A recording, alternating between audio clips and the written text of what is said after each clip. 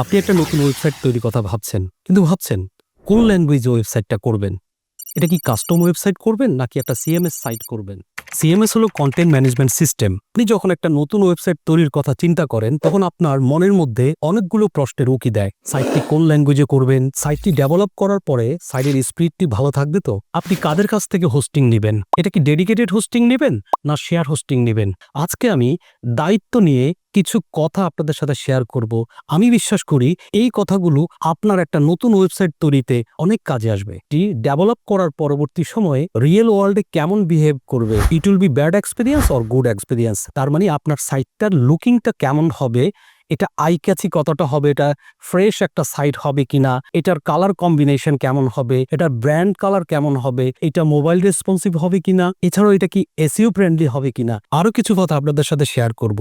একটি ওয়েবসাইটের একটা হলো ডেভেলপমেন্ট আর একটা হলো আফটার ডেভেলপমেন্ট। ডেভেলপ করার পরবর্তী সময় আরো অনেকগুলো কাজ থাকে।